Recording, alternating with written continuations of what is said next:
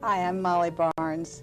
I am so delighted to have as my guest today Ruth Weisberg. Ruth is the Dean of the School of Visual Arts at USC, the University of Southern California here in Los Angeles. In addition, she is a very well-known artist who has just had a one-man show at Jack Rutberg's gallery here in Los Angeles. She has 2 traveling shows, which she'll tell you about, and she is the only living artist to ever have a show at in Pasadena at the Huntington Museum. Hi, Ruth. Hi. I am so delighted you had time to come and see me today. This is really exciting. It's really my pleasure. Let's start first with you as an artist and then get into your deanship. When did you know that you were an artist? Do you remember the minute or the time or the year? I do. I was 6, and I was taking classes at the Junior School of the Art Institute in Chicago. And my parents, my father in particular, who was an architect, you know, would take me to see whatever show was up at the Art Institute or whatever special show. And one Saturday I came back and I announced to my parents, and I actually remember this, that I was going to be, I'd made up my mind I was going to be an artist. And to their credit, they didn't laugh. They took me very seriously. And from then on, everybody was told, yes, Ruthie's going to be an artist. And there was never any doubt from then on. It was a true moment of vocation. It just has pervaded my life. I mean, now, when you began painting, did it take you a long time to find what we call our voice? It took me a while, and I do think sometimes the art world as it's now constituted tends to rush people a little, and you're supposed to really have a full-blown vision of what you want to do while you're in graduate school. People are planning their retrospectives while they're still in school. That's true. There is a lot of pressure on young artists. I think that was less true when I was in graduate school. I was at the University of Michigan, and the work I did, I mostly destroyed afterwards, frankly. But in the late 60s, when I was beginning to exhibit, I really felt that I found my voice. And although the work has changed and developed and moved on in many ways, there's some core that really is unshaken. And how would you describe your work? How would you describe it? It's figurative, narrative, very affirmative, very much about valuing life and traditions, whether they're humanist traditions or some of my work deals with the Jewish tradition, which is a great nourishing thing in my life. It's narrative. It tends to use as some sort of foil some story, whether it's a very open-ended, enigmatic story or a very set narrative. I do things differently each time out, but those are some of the constants. I remember going to the Huntington Museum to see your work and being shocked because there was juxtaposition between very traditional work, but on paper that almost was a throwaway. They were not framed, they were just casually tacked up to the wall. I thought it was extraordinary. How did that come about? Well, Ed Nygren and I started conversations about the relationship of contemporary artists to the work of the past. And I'm not the first one to do this, but I was given the privilege of kind of seeing all the works on paper at the Huntington, which is an extensive, wonderful collection, and they happen to have the best collection of Blakes outside of England. And it became pretty clear early on that I was going to use a Blake. And indeed, my reference point for that exhibition was a Blake engraving called The Circle of the Lustful. And it's that part of Dante's Inferno where the lovers are being punished for adultery and are in a great whirlwind and can't rest. It's also the inspiration of Kokoschka's The Tempest. I mean, other artists have made use of those particular lines from Dante. Blake is not the only one, nor Weisberg. But what I did was a 12-foot by 23-foot drawing. It's actually on very good paper, so it isn't quite that the way I've throwaway, described but it, it's right. very accessible. It isn't framed. It's not glassed. It's a wall-sized drawing that allowed me to do this great spiral of lovers who can't come together and they can't come apart. And that really set in motion the most recent body of work that I did At Jack Retberg's. At Jack Retberg's, because after I finished that, I had a series of commissions, and I couldn't pursue the line of thought that body of work had inspired in me. But now, 2 or 3 years later, I was able to take up those threads, and I wanted to liberate those lovers. I wanted those lovers to come together, for God's sake. They were so, in The Circle of the Lustful, in Blake's version and in my version, in fact, it's one of the points that really inspired me. The man would be touching the woman on the thigh, and the woman would be looking away. They would, be kind of connected but drifting away from each other. So I wanted to do something much more affirmative, and so I used tango dancers and other kinds of dancers to. Well, some of the things that you've shown with me in the years that we've known each other were women swimming. How does that relate to these? Well, I think it relates also because it celebrates the body and the sensual side, the erotic side. With the women underwater, they're alone, so you're viewing them. So it's a little different than having men and women together. But I think women underwater, that feeling that one has of buoyancy and fluidity is a metaphor for a lot of different things. Ruth, do you think people can be changed politically or ideologically by looking at art? I think art needs to be taken very seriously. That doesn't mean it shouldn't have a sense of humor, but I do think that it matters a lot, and more than people credit it with. A lot of people are thinking of it as something over the sofa. And I think it has a power to refine the meanings in our culture and in our lives that nothing else has. And I don't mean just painting. I mean art, culture has this capacity. We are the sum of what we produce as a culture. And it's terribly important and should be given, greater pride of place. Is your favorite thing talking about art?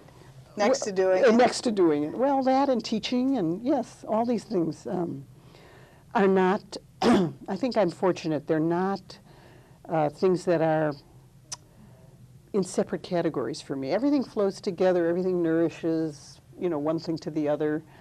If I had to live my life in these kind of, now I'm at work, now I'm at my own work, now I'm with my friends, that would not work for me.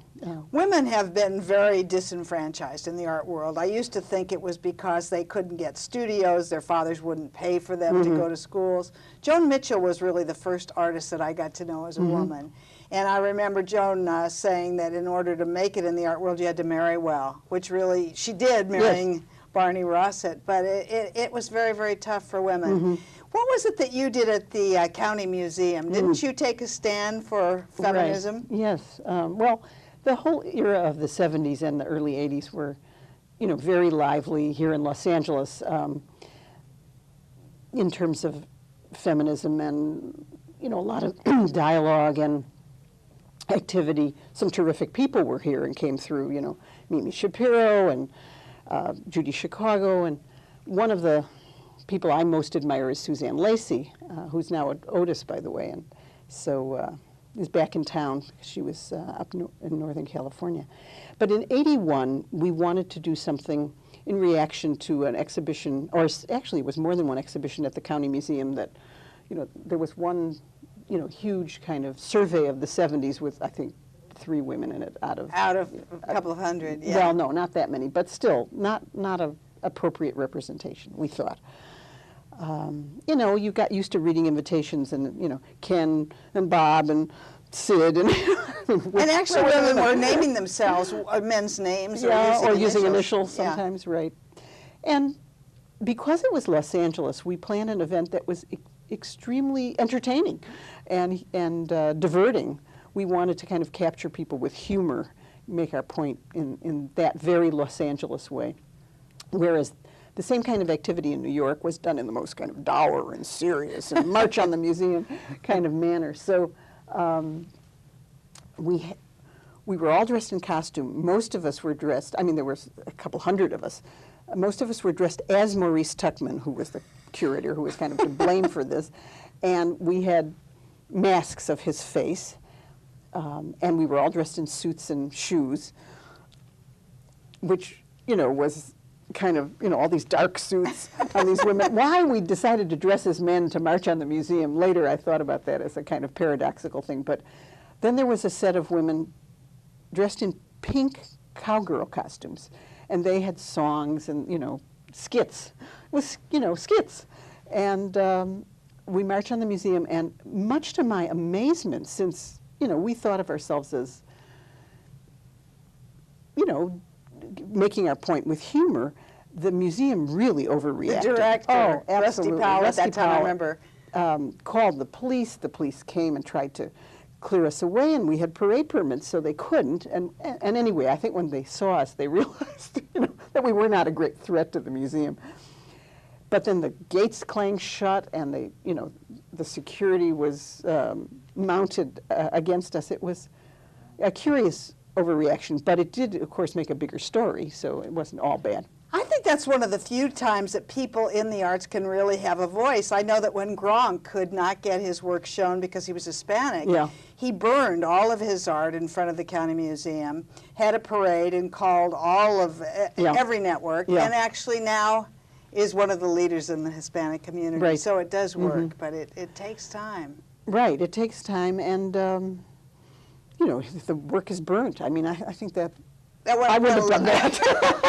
Well, I remember once showing, I showed Gary Franklin, who was he was actually a movie critic, and he had a piece of O.J. in the show, and people were so upset by that. So he went to the County Museum and staged a big rally and ripped up these pieces, but it made the front page of the Los Angeles Times, which is, I guess, what everybody hopes for.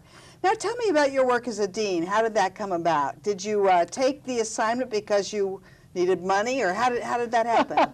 You would never take the deanship because you needed money. It's a very consuming position at USC. There's a wonderful cohort of deans and really terrific people. It's a wonderful moment at USC, and I have been blessed to have my deanship coincide with. What's the man's name that is the new president of the school? Well, he's been president for over 10 years, Steve Sample, and I think he's arguably the best university president in the country. He's certainly raised money. Oh, he's raised the most money anybody's ever raised. But I mean, more than Harvard. Yeah, more than Harvard, more than Columbia. But it goes far beyond that. I mean, he has just leadership abilities that are staggering and very inspiring to all the rest of us. So 8 years ago, when I was asked to be dean, actually, I was going to be dean just for the year, just kind of an interim period because of circumstances of the previous dean. That's what I thought I was going to do, just a year. But had you been teaching there? I'd been teaching there. I'm a professor at USC, and I'd been there for many years, not interested in administrative positions because I feared that my work would suffer, that I would have less time for my work. And miraculously, and a part of it is that my children are grown and I can do this now, you can be the dean and you can produce a lot of work. Of course, you do this by not doing many other things. You never go to the movies. I never go to the movies. I'm at parties when people are talking about the movies, I just have nothing to say, unfortunately. But Well, how do you divide your time? Do you have a very strict schedule you adhere to? I have a schedule that allows for very little sleep. Do you have certain days that you just paint? Yes, yeah. Do you feel you use a different kind of part of your brain in order to accomplish the two? Not as much as other people seem to think. No, I don't actually. I do think when you're in the studio and things are going well, you go to another place. You really are taken out of time. I mean, I sometimes... Almost drugged, hypnotic? It's like being very deep underwater, and sometimes the phone will ring and you'll answer it and people will say, have you been sleeping? Because you're just not ready to talk to anybody, and I guess your voice sounds different. But it's a very refreshing place to go. When people talk about meditating, really people who know how to do it, it sounds a little like the kind of state that one is in. And it isn't that you're feeling stupid. To the contrary, your mind is going a mile a minute. Your mind, your eye, your hand, everything's tuned up. That's how I think of it. It's really a gift. I mean, you're given a real gift. Oh, it's a tremendous gift. I feel so privileged to be an artist and to be able to devote so much of my life to it. And You've had a lot of success with students who have become quite important in their own right. Mm-hmm. Can you tell when you meet a student if he or she is going to make it as an artist? To some extent, talent shows. Some people are more gifted. It isn't just, I mean, everybody can learn to draw, or almost everybody can learn to draw to some extent, but, going beyond that and really having a gift is one cut. Then, having something to say, having a purpose for your work, I think is another. And then the other ingredient, which is so important, is a kind of sticking power. And that is unusual. And what one sees in the cohort as they emerge, when they first emerge, everybody is very lively and they're pursuing things, but you have to go through a lot of discouragement. I mean, you have to have a lot of ego strength and at the same time be self-critical. And, I think people understandably drift off to other things that are maybe have more immediate rewards. Not that that's a waste. I think that going to art school as an undergraduate or a graduate student is a phenomenal preparation for the very visual culture we live in. And a lot of undergraduates aren't trying to be studio artists. They want to be designers or animators or special effects people. I mean, the careers are extremely varied and exciting.